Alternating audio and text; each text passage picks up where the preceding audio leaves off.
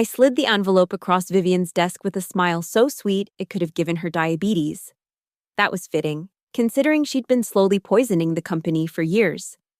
The cream-colored envelope contained a single sheet of paper with a grid of black and white squares. My final act of revenge wasn't going to be loud or messy. It would be methodical, precise, and absolutely devastating. Just like a perfectly constructed crossword puzzle. I'm Eleanor Blackwood, and 3 years ago, I was hired as a project coordinator at Meridian Dynamics. The title was vague enough that they could pile on responsibilities without adjusting my salary, but specific enough that I couldn't argue for a promotion.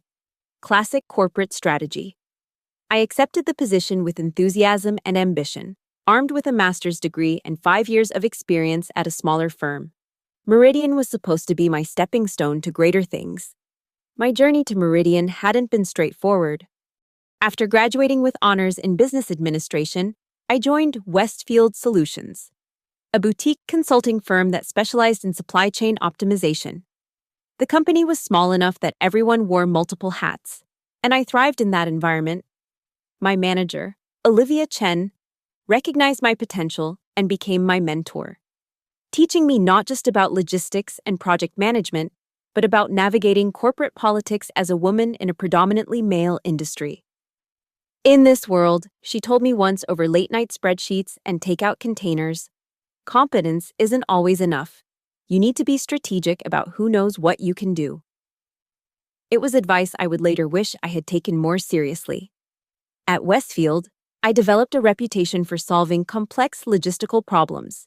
I streamlined a manufacturing client's supply chain, reducing their costs by 22% and earning Westfield a lucrative long-term contract. I restructured inventory management systems for a retail chain that had been hemorrhaging money due to inefficiencies. I even developed a proprietary algorithm for predicting shipping delays based on historical data and weather patterns. When Olivia left to start her own firm, she offered me a position, but the salary was uncertain. And I had student loans to consider. Instead, I decided to leverage my experience for a position at a larger company. Meridian Dynamics was expanding rapidly, had an excellent reputation, and offered benefits that Westfield couldn't match. The interview process was rigorous, 6 rounds with various team members and executives. By the final interview, I was confident I'd impressed them. I still remember the call offering me the position. The HR representative described it as a unique opportunity in their operations division, reporting directly to the vice president. The salary was a 30% increase from what I was making at Westfield. I accepted immediately, giving my notice the same day and spending my last 2 weeks at Westfield, documenting processes and training my replacement. My colleagues threw me a farewell party, presenting me with a custom planner embossed with my name and filled with their contact information. "Don't be a stranger," my team lead said, raising a glass of champagne. "And remember, the door is always open if corporate life isn't what you expected." I laughed at the time, not realizing how prophetic those words would be. The weekend before starting at Meridian, I meticulously prepared. I researched the company's recent projects, memorized the organizational chart, and planned my outfits for the first week. I was determined to make a strong first impression. I even practiced my elevator pitch in the mirror, a concise summary of my experience and what I hoped to bring to Meridian. I was ready. Or so I thought. On my first day, I met Vivian Prescott, Vice President of Operations. With her perfectly styled auburn hair and designer suits, she moved through the office like a shark through shallow water, sleek, purposeful, and always on the hunt for weakness. She welcomed me with practiced charm, praising my resume and expressing how excited she was to have me on the team.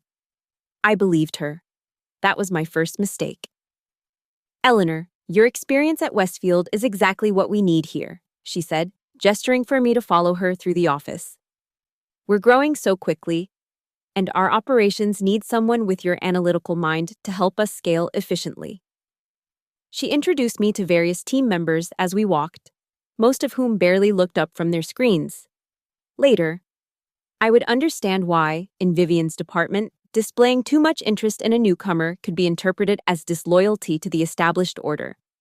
My workspace was a gray cubicle in a row of identical cubicles, distinguished only by a small welcome basket containing company-branded merchandise, a mug, a notebook, and a pen with the Meridian logo. It was a far cry from my window-adjacent desk at Westfield. But I reminded myself that this was a step up, regardless of the aesthetics. Vivian's assistant, Diane, provided me with a stack of orientation materials and a temporary password for the company systems. "Vivian has high expectations," she said, her tone carrying a warning that I didn't fully appreciate at the time. "She likes things done her way." Before leaving, she added, "If you need anything, ask me first before going to Vivian. She prefers to be filtered." The initial months went well. I stayed late, volunteered for additional projects, and quickly earned a reputation as someone reliable. My colleagues seemed to appreciate my work, and I started building good relationships across departments. I even received a small bonus after my 6-month review, with a note from Vivian complimenting my innovative approaches to our logistics challenges. What I didn't realize was that Vivian was watching me, not just my work, but how others responded to me. Every positive comment from a colleague, every successful project completion, every small recognition was being mentally cataloged not as achievements to be celebrated, but as potential threats to her position. During these early months, I was assigned to work with various teams across Meridian. I helped marketing streamline their campaign management process, collaborated with finance to develop more accurate forecasting models, and assisted HR with analyzing employee retention patterns. This cross-departmental exposure gave me a comprehensive understanding of Meridian's operations and introduced me to key personnel throughout the company. One of these was Howard Bennett, the aging CFO who had been with Meridian since its founding 20 years earlier. Howard took a liking to me after I helped his team resolve a discrepancy in their quarterly projections. He began inviting me to finance meetings that would normally exclude someone at my level, providing insights into the company's strategic direction that proved invaluable later. Then there was Priya Sharma, a brilliant software engineer who led the technical team. Priya and I bonded over our shared frustration with inefficient processes. We often met for coffee to discuss ways technology could improve operations. These conversations led to several successful collaboration projects that increased automation and reduced manual errors. I also formed a connection with Gabriel Rodriguez in legal, who appreciated my attention to detail and compliance considerations. Gabriel became a trusted advisor, helping me navigate the complex regulatory environment of our industry and teaching me to anticipate potential legal issues before they became problems. These relationships were forming a foundation for my future at Meridian. Though I didn't recognize their strategic value at the time, I was simply doing what came naturally, connecting with colleagues and seeking to understand the business from multiple perspectives. Meanwhile, Vivian was cultivating her own network, but with a different purpose. Where I built bridges, she created dependencies. People in her inner circle received preferential treatment, choice assignments, flexible schedules, personal praise in public forums, in exchange for absolute loyalty. Those outside her circle faced constant scrutiny and criticism, their mistakes magnified and their successes minimized. This dynamic became clear during monthly performance reviews, where Vivian would sit at the head of the conference table, reviewing each team member's metrics with clinical precision. Those in favor received cursory reviews with generous assessments. Those out of favor endured extended sessions where every decision was questioned and every achievement qualified. I witnessed this pattern repeatedly, but remained largely neutral in Vivian's estimation. Useful, but not yet threatening enough to target. Not yet valuable enough to recruit. That changed with the arrival of the Archer account. Archer Consolidated was a potential client worth millions in annual contracts.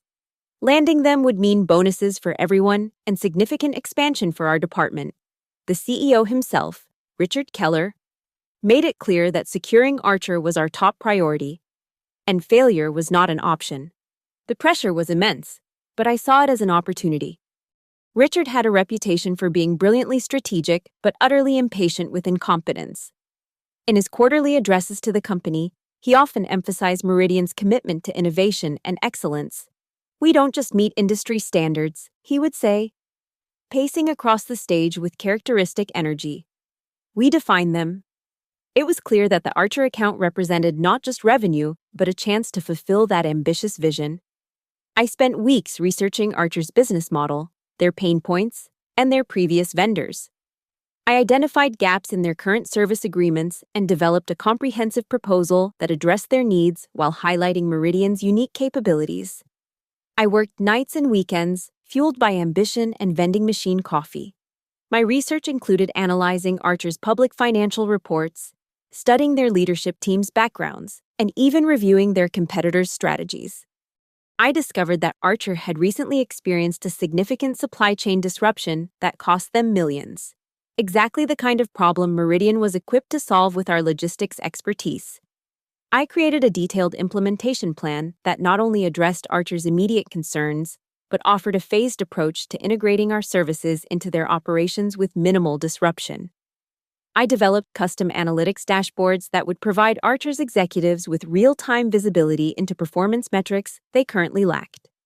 The proposal included risk assessments, contingency plans, and projected ROI calculations for each phase of implementation.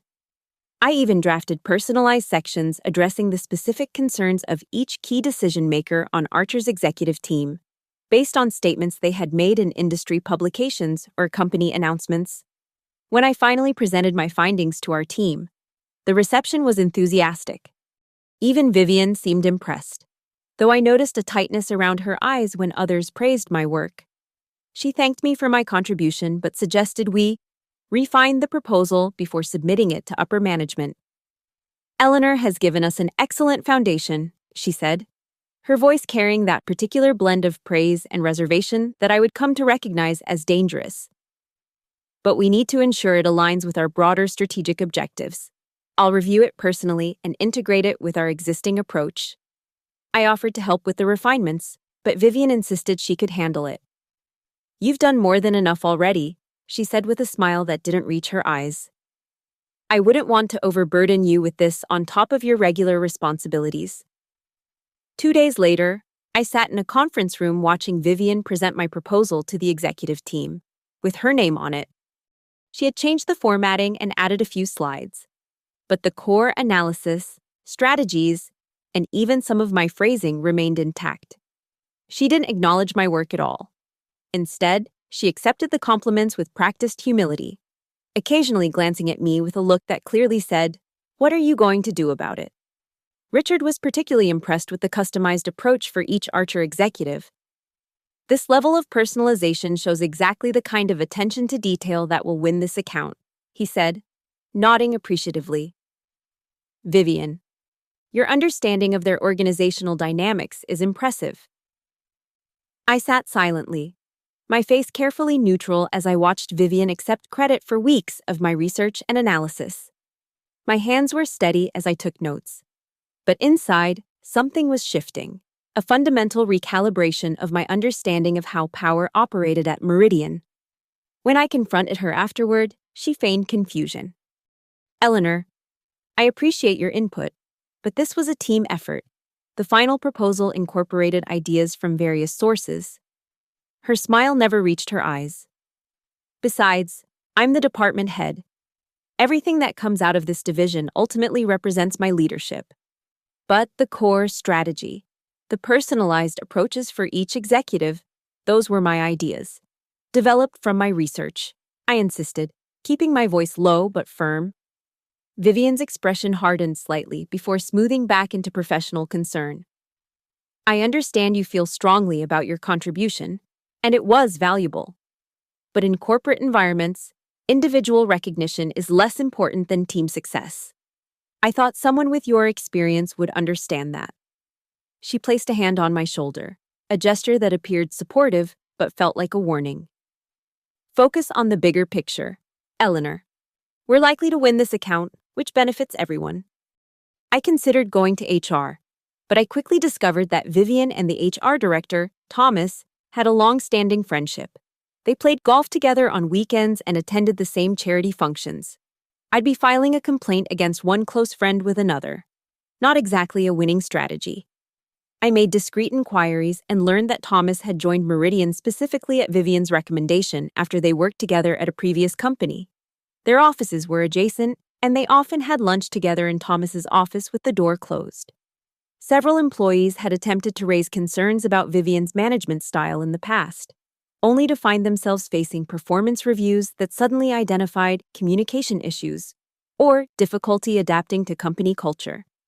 So I swallowed my anger and continued working. We won the Archer account, and Vivian received a substantial bonus and public recognition from the CEO. I got a congratulatory email and a $50 gift card to a coffee shop. The implementation phase of the Archer account should have been my opportunity to demonstrate my capabilities directly to the client. Instead, Vivian positioned herself as the primary contact, limiting my interaction with Archer executives and filtering my contributions through her. When problems arose, as they inevitably do in complex implementations, she was quick to highlight my involvement. When solutions were successful, she presented them herself. Despite these obstacles, I managed to build relationships with several key personnel at Archer. Samantha Wright, their operations director, recognized the disconnect between the sophisticated strategies being implemented and Vivian's limited technical understanding when discussing them. During one implementation meeting, after Vivian struggled to explain the logic behind our inventory optimization algorithm, Samantha turned to me directly. "Eleanor, since you seem to understand the technical aspects, could you walk us through how this will integrate with our existing systems?" she asked.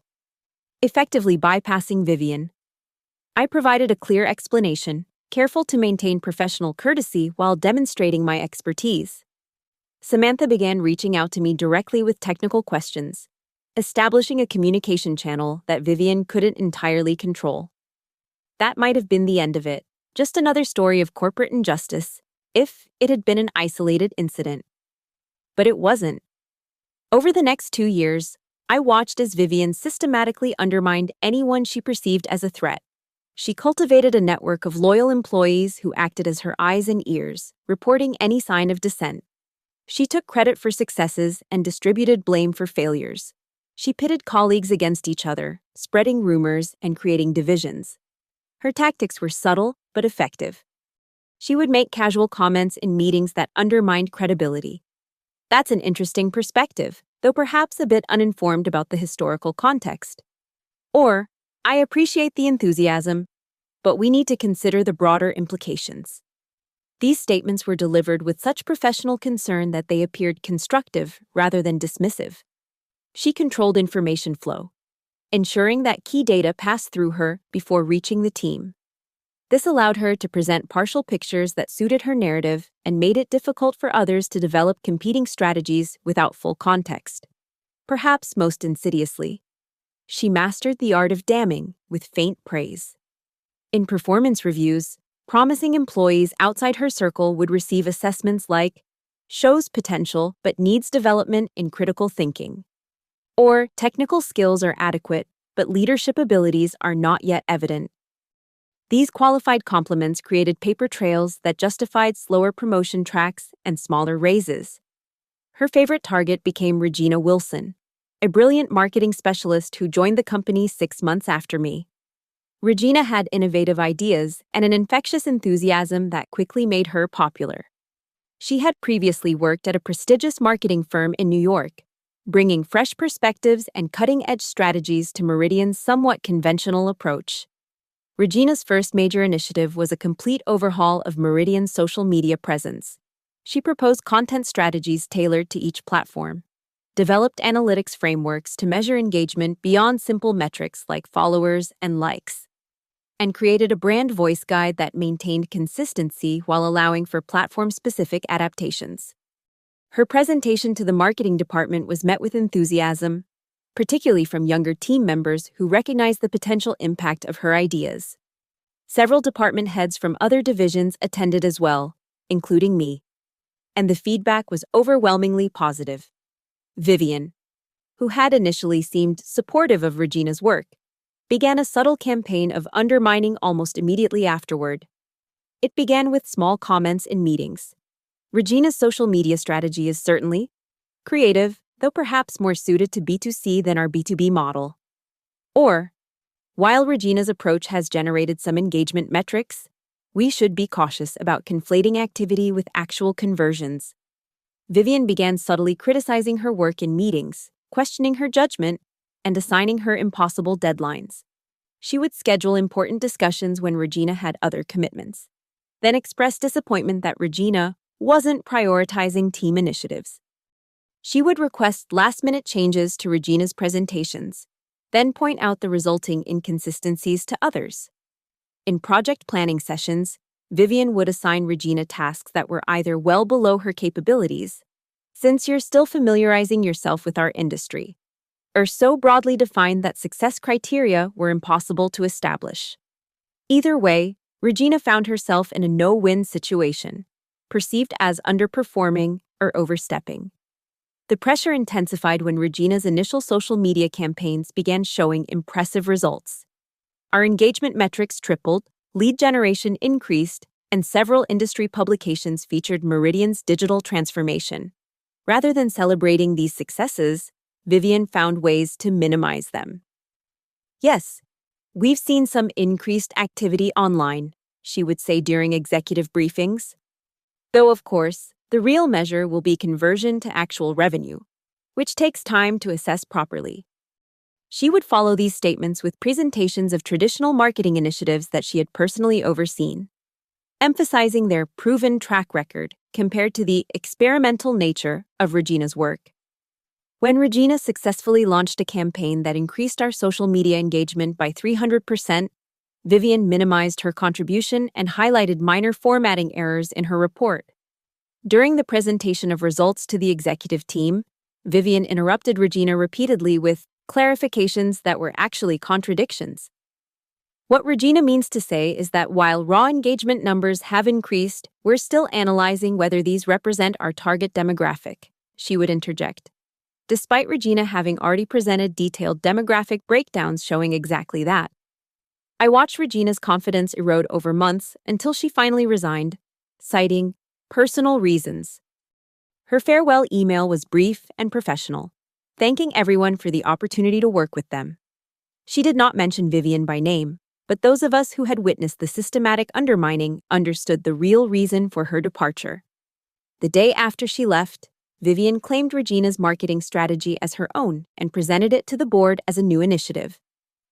"I've been developing this comprehensive digital approach for some time," she told them, clicking through slides that Regina had created. "With recent staffing changes, I'll be personally overseeing its implementation to ensure continuity." That was when something inside me snapped, not in a dramatic, emotional way, but in a cold, calculated manner that surprised even me. I realized that in a system designed to protect people like Vivian, traditional approaches wouldn't work. I needed to be smarter, more strategic. I needed to beat her at her own game. I began by documenting everything. Every email, every meeting, every assignment. I kept meticulous records of my contributions and how they were represented to upper management.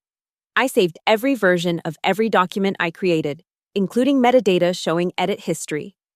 I recorded conversations when legal in our state and took detailed notes when recording wasn't possible. My documentation system was comprehensive. I created a secure cloud storage account separate from Meridian's systems, accessible only to me. I organized files chronologically and by project, with cross-referenced indexes for quick retrieval. Each interaction with Vivian was categorized by type: credit appropriation, misrepresentation, sabotage, or manipulation. For emails, I established a tagging system that identified patterns, requests made with impossible deadlines, contradictory directives, praise in private followed by criticism in public. I noted who was copied on which communications and how the tone and content changed depending on the audience. For meetings, I developed a shorthand notation system that allowed me to record key points verbatim without appearing to take excessive notes. I would transcribe these immediately afterward, adding context and observations while the interactions were fresh in my mind.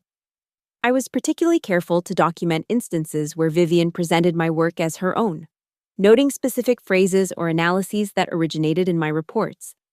I also began keeping a journal of less tangible observations, body language, tone shifts, patterns of behavior that wouldn't be captured in official records but revealed the systematic nature of Vivian's tactics.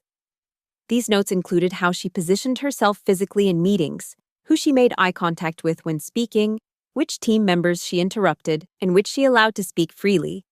But documentation alone wouldn't be enough. I needed allies. But in an environment where trust was scarce, I had to be careful. I started with Sandra from accounting, who had her own grievances against Vivian after being passed over for promotion twice. Sandra had been at Meridian for 8 years and had applied for the controller position after consistently excellent performance reviews. Despite her qualifications and institutional knowledge, the position went to an external candidate with connections to Vivian. The second time it happened, Sandra had directly questioned the decision and found herself suddenly receiving criticism about attention to detail that had never been mentioned in previous evaluations. My approach to Sandra was indirect. I asked for her help reconciling some budget discrepancies on a project where Vivian had altered my original estimates. As we worked through the numbers, I casually mentioned finding it difficult to maintain accurate projections when parameters changed without documentation.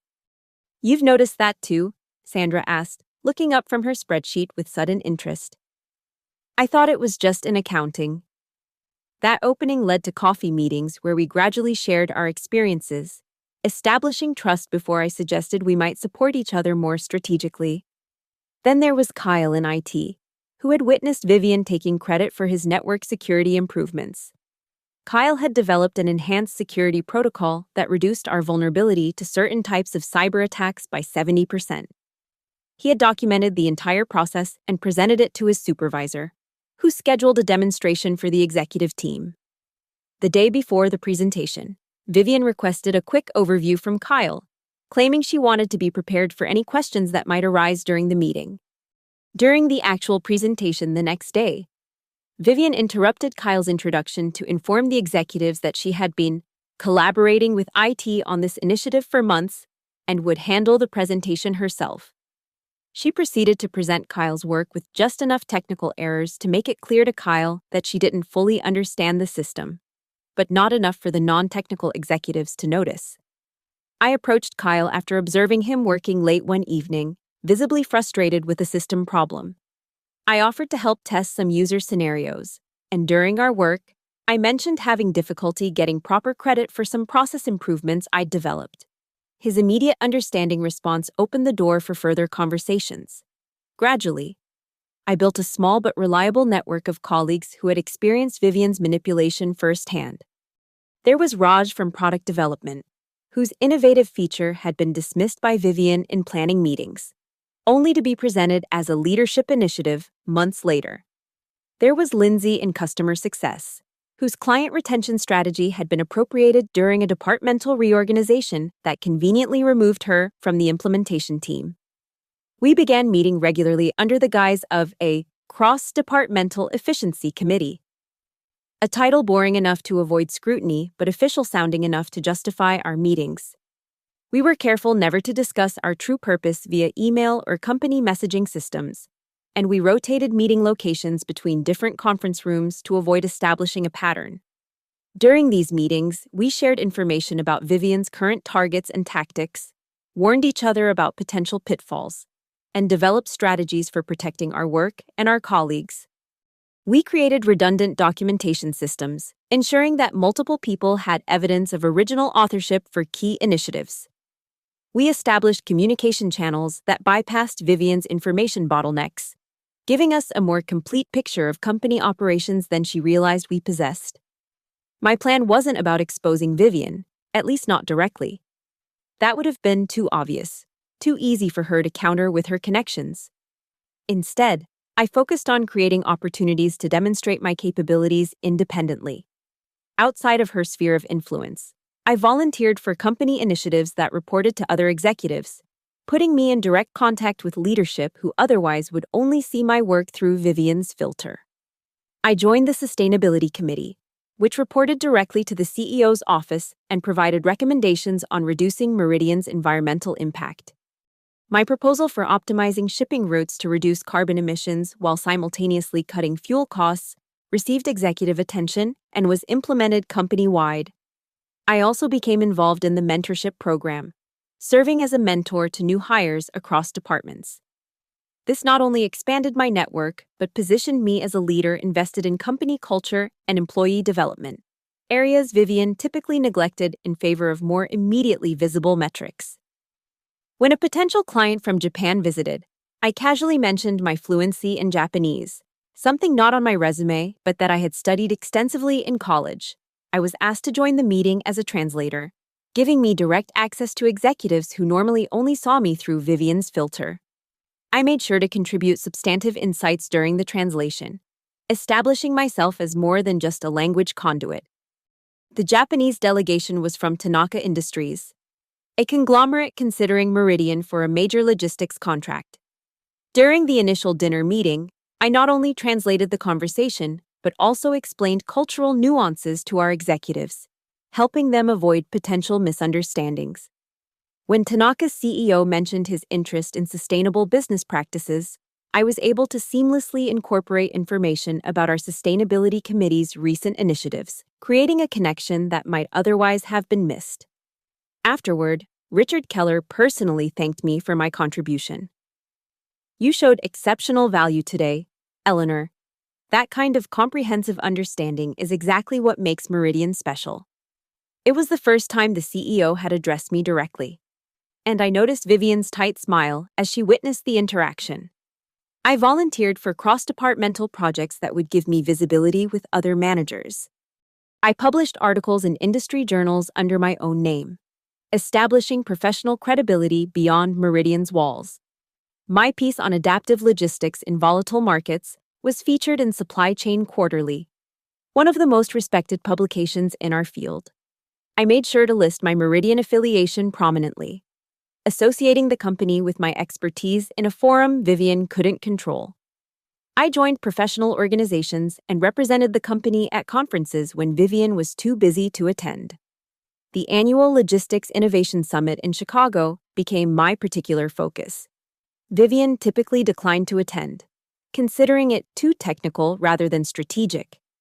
I volunteered to represent our department, and over 3 consecutive years built relationships with industry leaders and positioned myself as Meridian's logistics expert in those circles.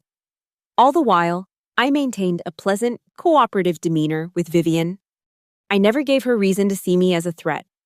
Even as I was systematically creating my own power base, I became indispensable to her by anticipating her needs and solving problems before they reached her desk. She came to rely on me, which was exactly what I wanted. I made myself the repository of institutional knowledge that Vivian needed but didn't have time to acquire herself. I learned the details of legacy systems, historical client relationships, and interdepartmental politics that weren't documented in any official records. When Vivian needed to understand why a particular client preferred certain reporting formats or why a specific approach had failed 3 years earlier, I became her go-to resource. I also positioned myself as the interface between Vivian and teams that found her difficult to work with. I developed a reputation for being able to translate her sometimes vague or contradictory directives into actionable tasks, and for being able to present information to her in ways that minimized conflict. This made me valuable to both sides, to the teams who could work more effectively with a buffer, and to Vivian, who encountered fewer frustrations and delays. This strategy required a delicate balance. I needed to be valuable enough to keep around, but not so obviously ambitious that I triggered her defensive instincts. I carefully modulated my behavior in her presence, presenting my achievements with self-deprecating humor or framing them as benefits to her leadership. The team really responded to that approach you suggested, I would say, even when the approach had been mine. I just implemented the details. The turning point came when Meridian decided to pursue Blackstone Industries, an even bigger potential client than Archer. The CEO announced that this time he wanted multiple teams to develop competing proposals. It was an unusual approach for Meridian, which typically operated with more traditional top-down strategies. But Richard explained that he wanted to harness the full creative potential of our organization and see what emerges when we create internal competition. The announcement came during a company-wide meeting, projected on screens throughout the headquarters while remote employees joined via video conferencing. Richard paced the stage with characteristic energy, describing Blackstone as not just another client, but a transformative relationship that could redefine Meridian's position in the industry. Blackstone represents the future direction of our sector, he explained, gesturing to market projection slides behind him. They're innovative, ambitious, and expanding globally. Whoever secures this relationship won't just be adding revenue, they'll be shaping Meridian's trajectory for the next decade. He outlined a process where department heads would form cross-functional teams to develop comprehensive proposals addressing Blackstone's complex needs. These proposals would be presented directly to the executive committee, with the winning team not only leading the implementation, but receiving significant bonuses and considerations for advancement. The energy in the room was palpable as Richard concluded his announcement. This is your opportunity to show us what you're capable of. Don't be constrained by how we've always done things. Show us innovation, creativity, and bold thinking. Show us the future of Meridian. Vivian immediately began assembling her team, and naturally included me. But I respectfully declined, citing my existing workload. I'm flattered, Vivian. But I'm already committed to 3 major projects with tight deadlines. I wouldn't be able to give your team the attention it deserves, I explained with appropriate regret. She was visibly annoyed but couldn't force me to join without raising questions about my current workload, which she had assigned. What she didn't know was that I had already secured permission from the Director of Business Development to submit an independent proposal. It was unusual, but not prohibited, and the director was impressed by my initiative. Robert Fisher, the Business Development Director, had been watching my work for months. We had collaborated on several smaller initiatives, and he had noticed the disconnect between the quality of work I produced and the recognition I received. When I approached him about forming an independent team for the Blackstone proposal, he was initially hesitant but intrigued. It's not typically how we structure these competitions, he admitted during our private meeting in his office. But Richard did emphasize innovation in approaches, not just in content. He studied me thoughtfully before adding, "You understand that if you pursue this and it fails, it will be highly visible." I nodded. I understand the risk, but I also believe I have insights about Blackstone that could be valuable, and I'd like the opportunity to develop them fully. After a moment's consideration, he agreed, with one condition. I won't provide additional resources. If you're going to do this, you'll need to form your own team from volunteers willing to work on this alongside their regular responsibilities. It was a fair limitation, and exactly what I had anticipated. Thank you for the opportunity, Robert. I won't disappoint you. For the next month, I worked on my proposal after hours and on weekends, leveraging everything I had learned about Meridian's strengths and Blackstone's needs. I consulted discreetly with my network of allies, each contributing expertise from their respective departments. Sandra provided financial projections that would be attractive yet realistic. Kyle suggested technological integrations that would set our proposal apart. My core team consisted of 5 people, all of whom had experienced Vivian's manipulative leadership firsthand and were motivated to demonstrate their capabilities outside her influence. We met in the evenings, sometimes working until midnight in forgotten conference rooms on the building's lower levels. We ordered takeout, spread documents across tables, and built something that represented our collective vision rather than a single leader's directive. Raj from product development brought insights about emerging technologies that could address Blackstone's manufacturing challenges. Lindsay from customer success contributed deep understanding of client onboarding processes that would minimize disruption during implementation. Tyler from legal ensured our proposal addressed the complex regulatory environment of Blackstone's international operations. We functioned as a true collaborative team, with ideas building upon each other and everyone's contributions valued. It was a stark contrast to Vivian's hierarchical approach, where ideas flowed in one direction and credit flowed upward. Our proposal took shape organically, evolving as we discovered new information about Blackstone's operations and challenges. We learned that they had recently acquired a smaller competitor with incompatible systems, creating integration challenges. We discovered they were exploring expansion into Asian markets where Meridian had established partnerships. We identified inefficiencies in their supply chain that our proprietary technologies could address immediately while laying groundwork for more comprehensive transformations. As the deadline approached, we refined our presentation, practiced our delivery, and prepared responses to potential questions. We knew we were creating something special, but we also knew we were operating outside the expected structure and would face additional scrutiny. When presentation day arrived, Vivian was confident. Her team had produced a solid proposal, and she assumed the competition would come from other department heads, not a project coordinator working alone. When my name appeared on the agenda, her composure faltered briefly before she regained her corporate smile. The presentations took place in the main conference room, with executives seated around the polished oval table and auxiliary seating arranged along the walls for other attendees. Each team had 30 minutes to present, followed by 15 minutes of questions. Vivian's team was scheduled second, while mine was last, a position I had specifically requested, knowing it would give me insight into the other approaches before presenting my own. Vivian's presentation was exactly what I expected: professional, comprehensive, and entirely conventional. She emphasized Meridian's established processes, our history of successful implementations, and the stability we could offer during Blackstone's period of transition following their recent acquisition. It was a safe approach, designed to appeal to risk-averse decision-makers. When it was my turn, I began differently than the others had. Rather than opening with Meridian's credentials, I started with a specific challenge Blackstone was facing: the incompatibility between their existing inventory management system and the one used by their recently acquired subsidiary. This integration challenge isn't just a technical problem, I explained, making eye contact with the executives. It represents a fundamental question about Blackstone's future.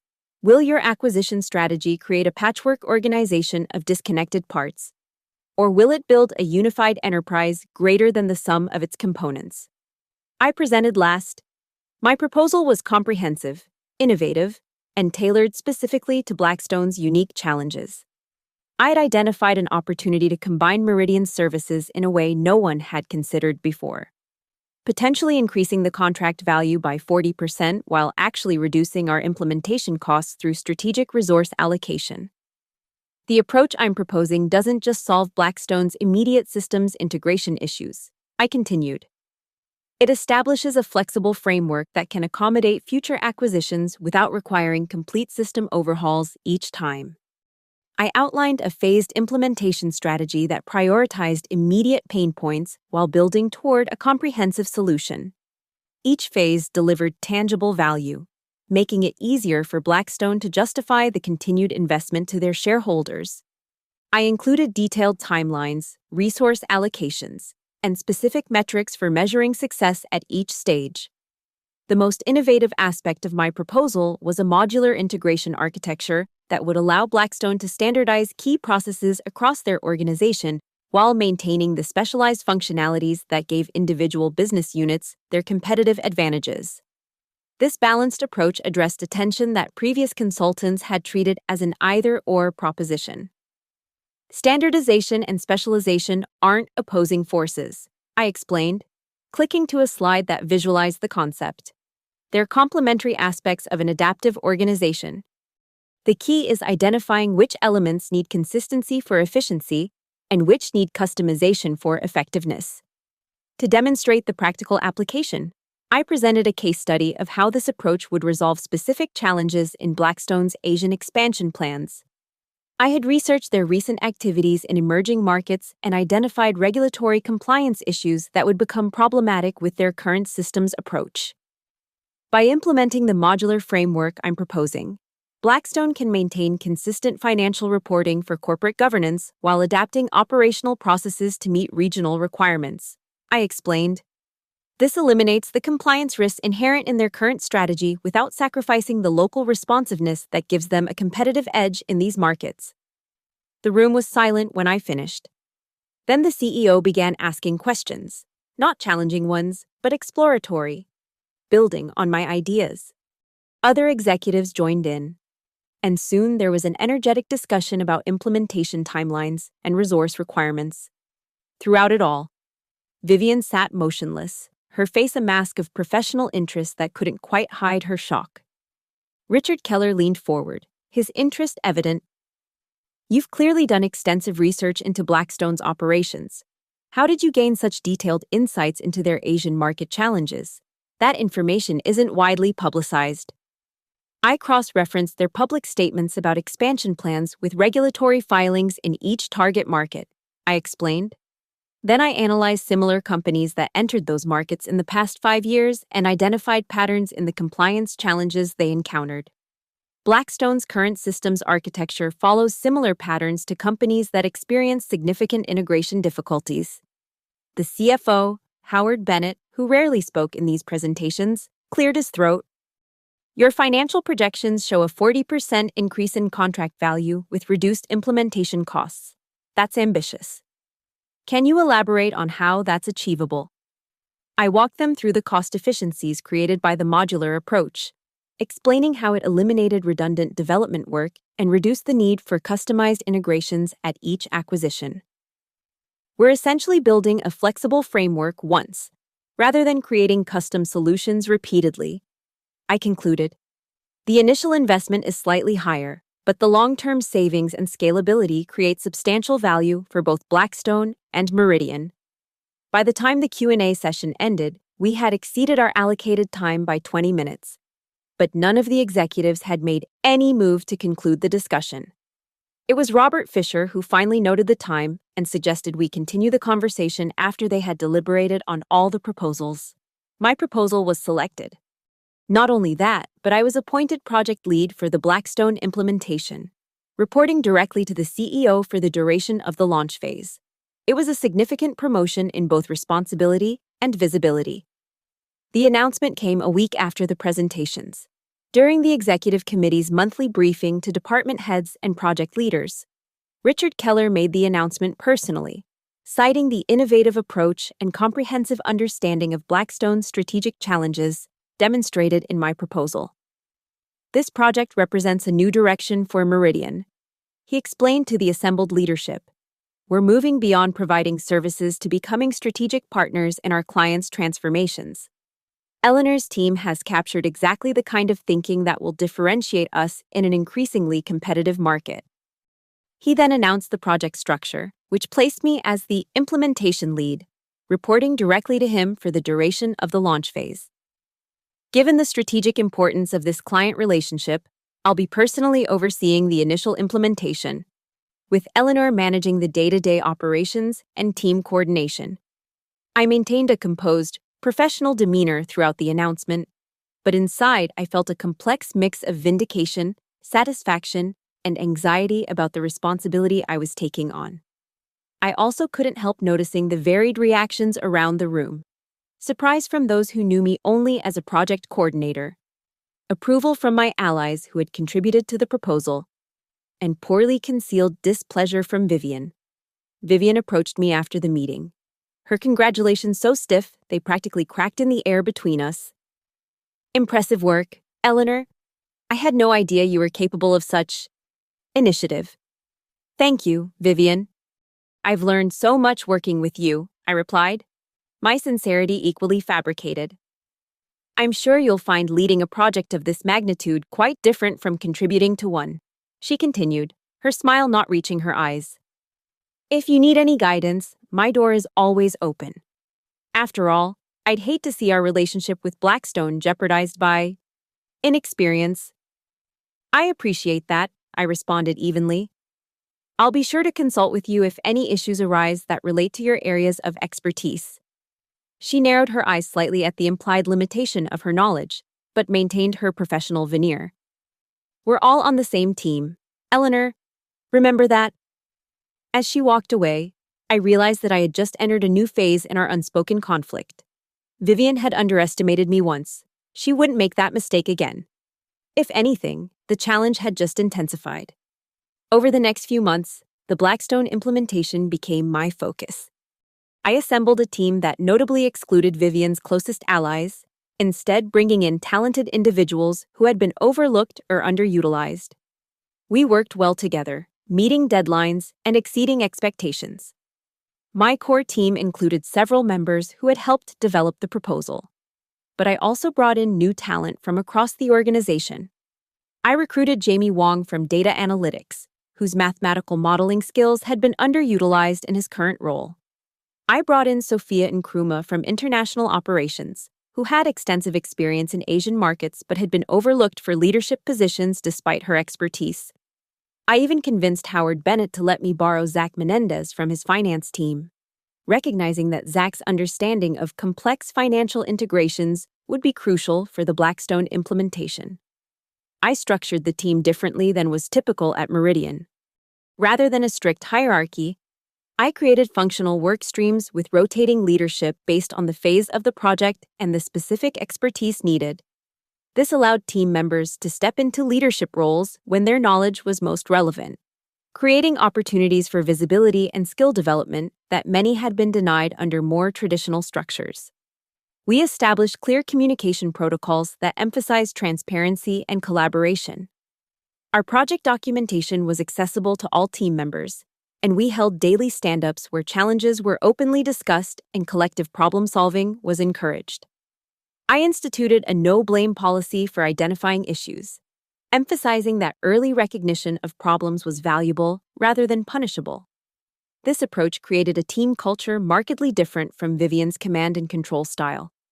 Team members who had been hesitant to speak up in other contexts became active contributors, offering innovative solutions and taking ownership of their areas of responsibility. The energy and commitment were palpable, with team members regularly staying late not because of pressure, but because of genuine engagement with the work. The results spoke for themselves.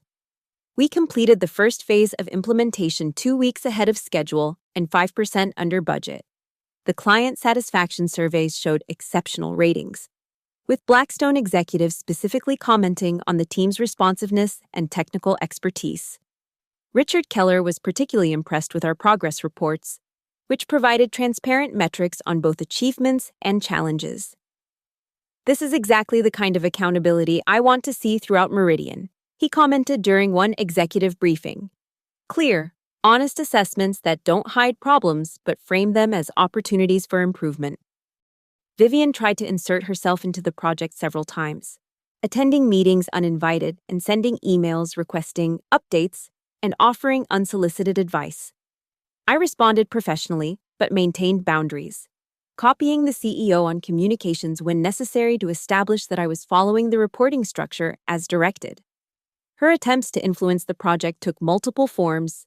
Sometimes she would send helpful suggestions that, if implemented, would have created significant complications. Other times, she would question decisions in ways that undermined team confidence, presenting worst-case scenarios as likely outcomes. She even attempted to redirect team members' priorities by assigning them urgent tasks related to other projects, claiming these had executive priority. I countered these tactics systematically. For unsolicited suggestions, I would thank her for the input and explain why we had chosen a different approach, supporting my explanation with data and aligning it with the approved project plan. When she questioned decisions, I would invite her to the relevant working session where the decision had been analyzed in depth, positioning it as an opportunity for her to understand our methodology rather than a challenge to her authority. For attempts to redirect team members, I would verify priorities directly with Richard, establishing clear boundaries for resource allocation. Throughout these interactions, I maintained meticulous documentation. Each attempt at interference was recorded with dates, specific actions, and impacts on the project. I didn't plan to use this information unless absolutely necessary, but having it provided both security and a certain psychological comfort. Despite Vivian's efforts, the Blackstone implementation proceeded successfully through each phase. The modular integration framework performed even better than projected, allowing Blackstone to accelerate their strategic initiatives in unexpected ways. Their CFO personally commended our team during a site visit, noting that previous consultants had described their integration challenges as inherently problematic, rather than offering viable solutions. As the project progressed, my visibility within Meridian increased significantly. I was invited to participate in strategic planning sessions typically reserved for director-level executives. I was asked to present our implementation methodology to other project teams as a best practice example. I even received a personal note from Richard Keller commending my leadership and requesting my input on improving project management practices company-wide. This increased recognition came with intensified opposition from Vivian. Her tactics became less subtle as her concern grew. She began questioning my methods in larger forums, suggesting that our early successes might lead to longer-term issues. She circulated emails highlighting minor discrepancies in our status reports, attempting to create the impression of systematic problems. She even began cultivating relationships with specific Blackstone stakeholders, positioning herself as an escalation point if they encountered issues with the implementation team. I maintained my strategic approach, never directly confronting her but systematically neutralizing each attack. When she questioned our methods publicly, I would respond with data-driven explanations that demonstrated thorough analysis. When she highlighted discrepancies, I would acknowledge the specific points, correct them transparently, and implement process improvements to prevent similar issues, turning her criticism into an opportunity for demonstrating accountability. When I learned of her attempts to position herself with Blackstone stakeholders, I increased the frequency and detail of our client communications, ensuring they had comprehensive information before she could present partial perspectives. The project's success gave me significant credibility with upper management. When a director position opened in a newly created division, I was among the candidates considered. The interview process was rigorous, but my recent performance spoke volumes. 2 weeks later, I was offered the position. The new role was Director of Strategic Implementations, leading a division focused on complex, multifaceted client engagements similar to the Blackstone project. It represented exactly the kind of advancement I had hoped for when joining Meridian: recognition of my capabilities, increased responsibility, and the opportunity to shape organizational direction. The day I received the offer, I began working on my crossword puzzle. I've always loved crosswords, the elegance of interlocking words, the satisfaction of filling in each square, the clever misdirection of well-crafted clues. There's something wonderfully structured about revenge served in black and white. My fascination with crosswords began in childhood, spending Sunday mornings with my grandfather as he worked through the newspaper puzzle. He taught me to appreciate the subtle art of clue construction, how a seemingly straightforward hint could contain layers of meaning, how words could connect in unexpected ways to reveal larger patterns. The beauty of crosswords, he often said, is that they reward both knowledge and perspective.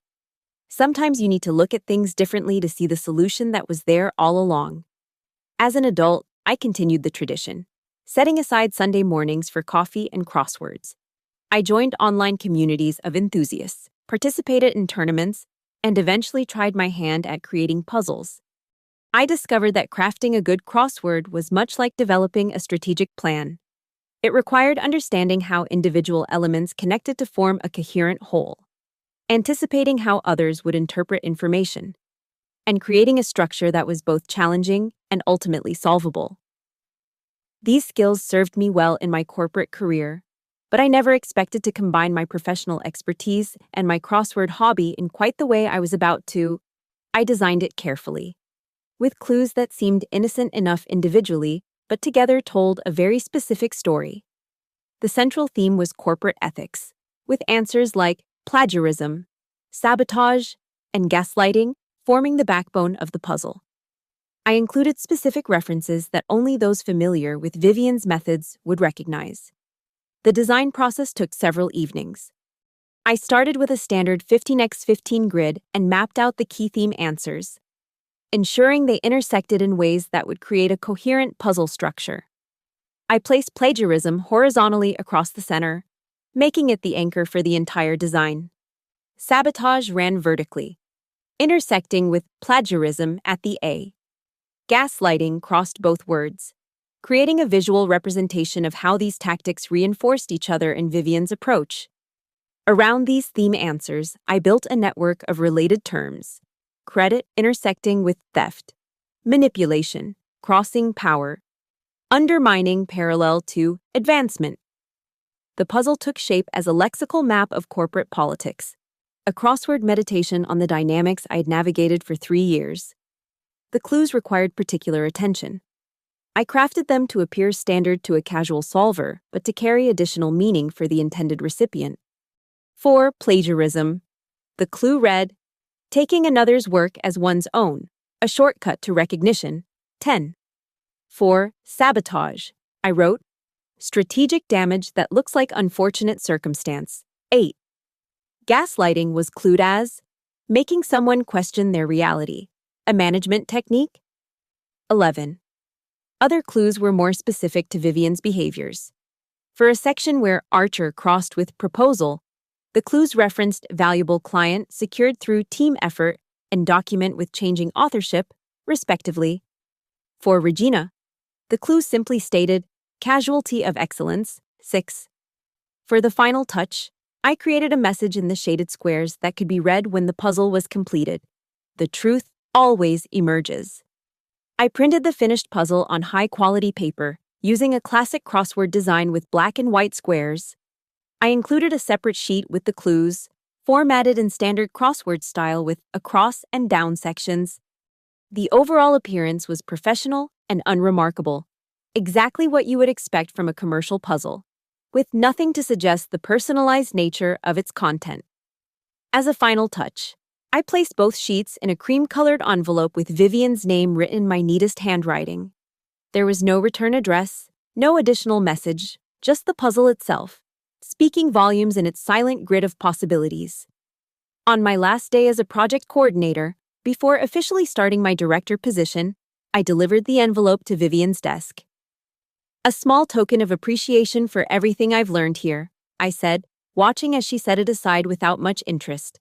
That's thoughtful of you, Eleanor, she replied, not even opening the envelope. I'm sure we'll still be working together frequently in your new role. Her tone suggested she already had plans for how to manage me in my new position, perhaps believing that her influence could still extend across departmental boundaries. I'm looking forward to it, I responded with a smile that matched hers in authenticity. I've learned so much about how Meridian operates under your guidance. She nodded, accepting the compliment as her due. Success here is all about understanding the unwritten rules. I'm glad you've been paying attention. More than you know, I said, maintaining my pleasant expression as I turned to leave. Enjoy the puzzle when you have time. I created it specifically with you in mind. That final comment sparked a flicker of interest in her eyes, but I was already walking away, savoring the moment as the beginning of a carefully orchestrated conclusion. I didn't need to be there when she eventually opened it. I knew exactly how it would play out. She would recognize the crossword pattern immediately, perhaps even smile at what she would assume was a thoughtful, personalized gift. She might work on it during lunch or in a spare moment between meetings. As she filled in more squares, the pattern of answers would become clear. She would realize this wasn't a gift, but a message. The casual solving experience would transform into a growing understanding of being exposed. Each answer would build upon the previous ones, creating an undeniable portrait of her tactics and their impact. By the time she uncovered the phrase in the shaded squares, it would be too late. I had already accepted my new position, and my documentation of her systematic credit theft and manipulation had been anonymously shared with several board members. I hadn't planned to distribute the documentation initially. My goal had been personal advancement despite Vivian's obstacles, not organizational change. But as my network of allies grew and I heard more stories of careers derailed and talent wasted, I recognized a broader responsibility. The sharing was done carefully, through trusted channels that protected both the sources and the messenger. Key documents were selected that demonstrated patterns rather than isolated incidents, with personal details redacted to focus on the systematic nature of the behavior rather than individual grievances. The materials were presented not as accusations, but as matters for consideration during upcoming leadership reviews, subtle but impossible to ignore. The beauty of it was that she couldn't retaliate without confirming the accusations. Any move against me would draw attention to the very behaviors I had documented. She was trapped in a puzzle of her own making, with no solution that didn't damage her carefully cultivated image. My new office was on a different floor, in a different division. I would no longer report to Vivian or even interact with her regularly, but occasionally. We would pass in the hallway or attend the same company-wide meetings, and each time, I would smile politely, perhaps even ask about her latest projects. Just two professionals exchanging pleasantries. The first such encounter occurred 3 days after I delivered the puzzle. I was returning from a meeting when I saw her walking toward me in the main corridor. For a moment, I thought she might change direction to avoid the interaction. But instead, she maintained her path, her expression composed, but slightly rigid. "Eleanor," she greeted me, her voice neutral. "Settling into your new role?" "Yes, thank you," I replied. "It's been a smooth transition. How are things in operations?" "Busy as always," she said, her smile not reaching her eyes. "I received your puzzle. Quite intricate." "I'm glad you appreciated it," I responded. "I've always found crosswords reveal interesting patterns if you pay attention to how things connect." She held my gaze for a moment longer than was comfortable, clearly trying to discern how much I knew about the documentation that had been shared. "Patterns can be subjective," she finally said, "depending on what you're looking for." "True," I agreed pleasantly. "But sometimes they're undeniable once you see them. Have a good afternoon, Vivian." I continued on my way, feeling her eyes on my back but not turning around. The exchange had been brief but significant, an acknowledgement between adversaries that the game had changed. Only we would know that beneath my cordial questions was the satisfaction of having beaten her at her own game. Only we would understand that my promotion wasn't just career advancement, it was justice, served one crossword square at a time. As I settled into my new role, I made it a priority to mentor younger employees, particularly women trying to navigate the corporate landscape. I implemented clear attribution policies for team projects and created anonymous feedback channels that bypassed traditional management structures. My division quickly developed a reputation for transparency and collaboration. One of my first initiatives was establishing a structured mentorship program within my division. Unlike the company-wide program, which focused primarily on technical skills development, my program emphasized navigational skills, how to effectively communicate contributions, build strategic alliances, and maintain professional boundaries. I paired new employees with experienced team members who had demonstrated not just technical expertise, but ethical leadership. I also implemented a project management methodology that required clear documentation of all team members' contributions. Each project deliverable included an attribution section that identified specific responsibilities and innovations. This transparency served multiple purposes. It provided recognition for individual contributions, created clear records for performance evaluations, and established a culture where credit appropriation became difficult, if not impossible. The anonymous feedback system was perhaps the most significant structural change.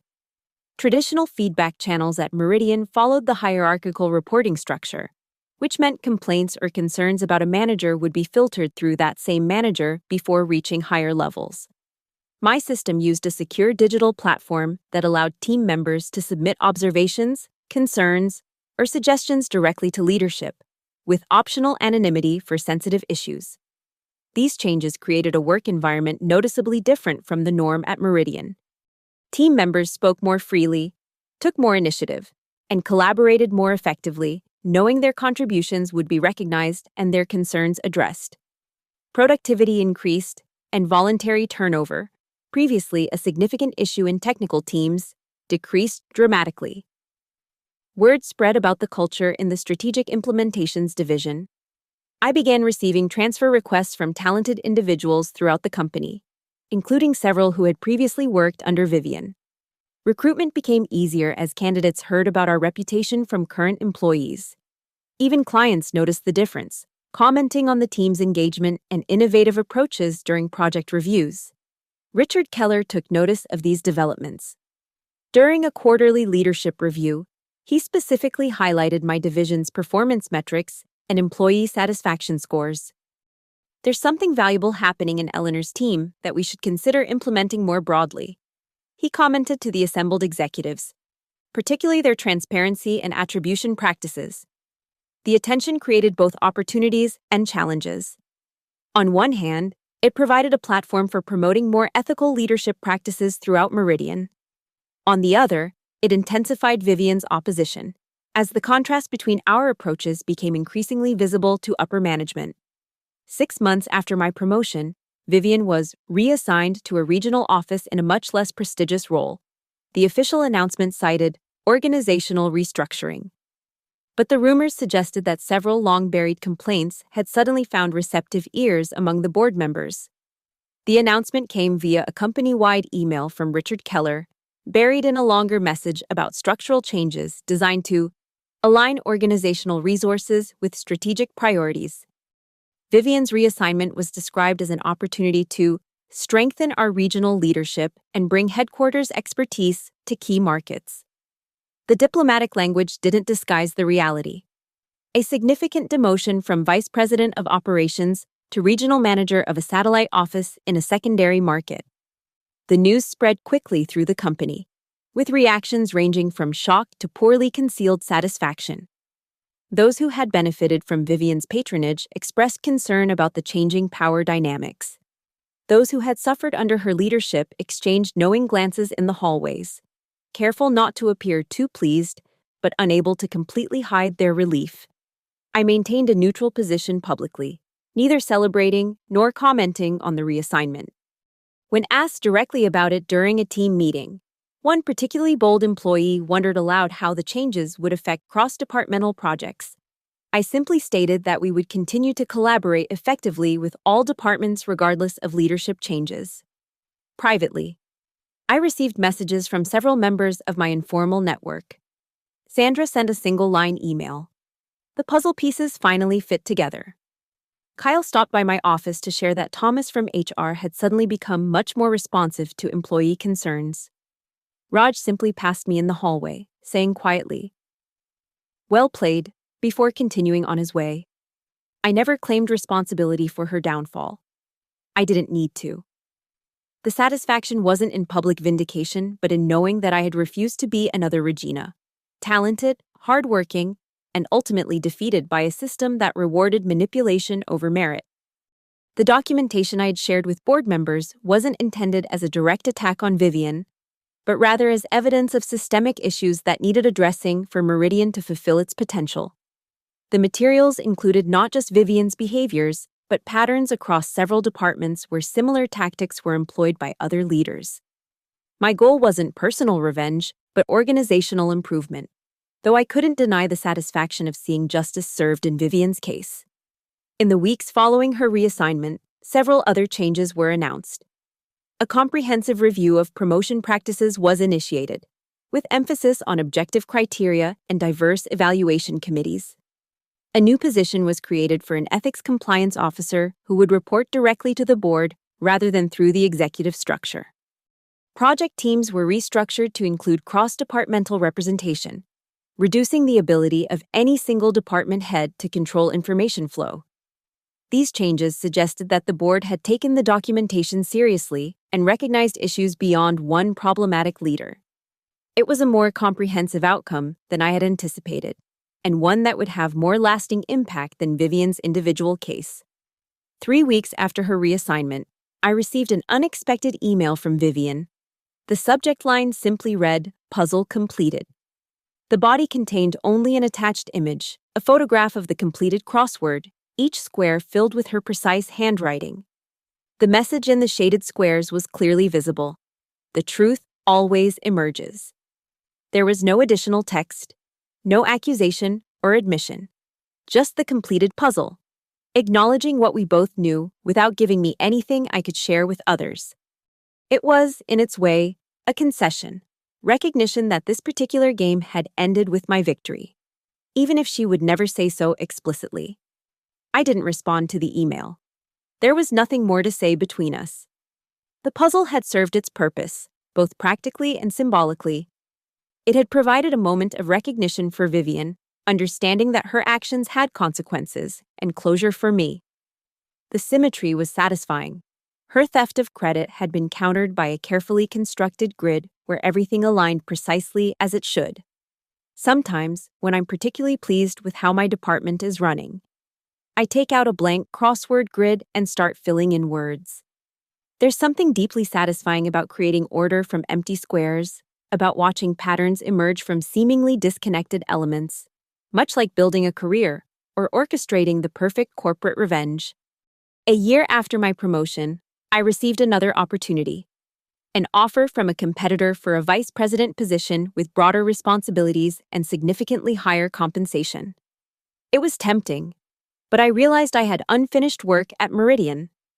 The cultural changes I had initiated were still taking root, and I wanted to see them fully established before moving on. When I met with Richard Keller to discuss the offer, expecting a counter-proposal, I was surprised by his response. "I was wondering when this would happen," he said, leaning back in his chair. "You've outgrown your current position faster than we anticipated."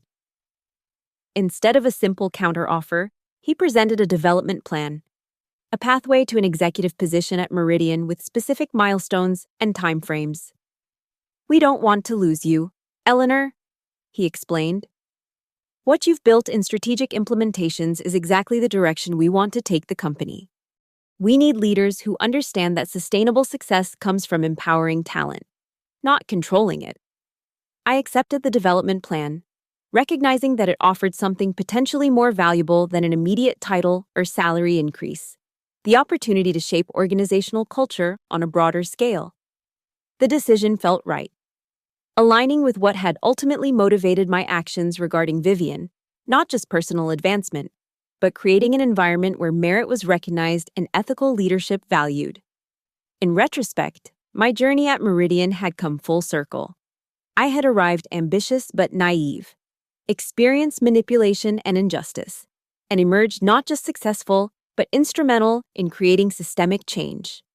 The crossword puzzle that had served as my resignation from Vivian's influence had also been the beginning of a new phase, one where patterns of behavior were recognized and reorganized into something better. The truth does always emerge. Sometimes it just needs a little help with the crossword clues.